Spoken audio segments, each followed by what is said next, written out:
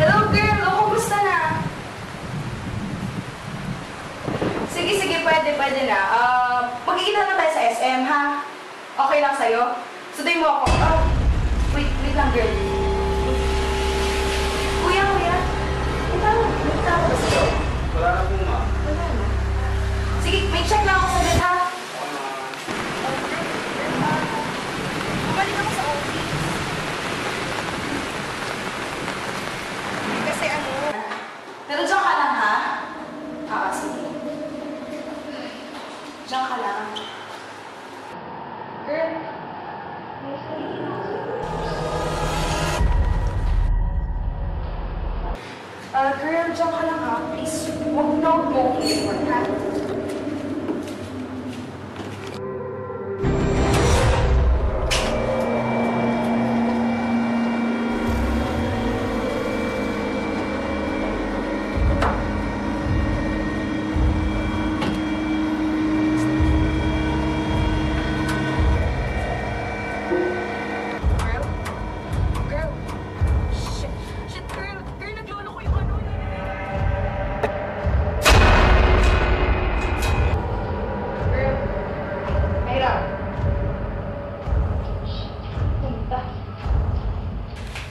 Talagang si Aira, kung kailan naman kailangan ko, nawawala ako kaya.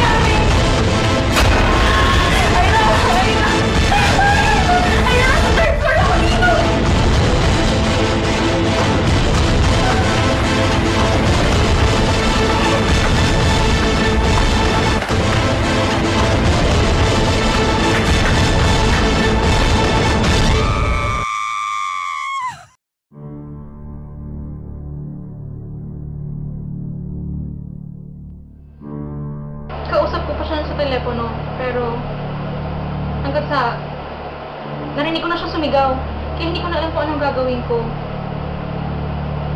Pagbukas ko ng elevator, may nakita ko eh. Kaya hindi ko na alam anong gagawin ko, kaya ang ginawa ko, pumunta ko sa talyer. Doon na, tinakbo ko na yung pinakamalapit na hagdanan. So, mula sa mga nakalap namin datos, mula sa investigasyon, mga nakuha namin ay taas ng gusali, 50 feet. Ang angle of elevation mula sa talyer hanggang sa gusali, 68 degrees. Okay. Para makuha ang distansya mula sa talyer hanggang sa gusali, di-divide natin ang taas ng gusali mula sa angle of elevation. So, ang distansya natin ay 20.2 feet. Pagpasok mo ng gusali, mula sa pinakababa hanggang sa ikatlong palapag, meron itong 23 steps.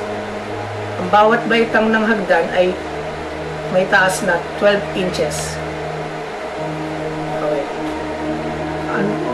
Ang suma total ng distansya na tinakbo mo ay 63.4 feet.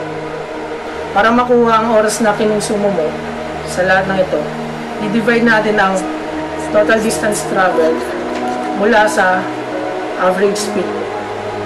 So, ang lumabas ay 42.27 seconds ka nakaakyat.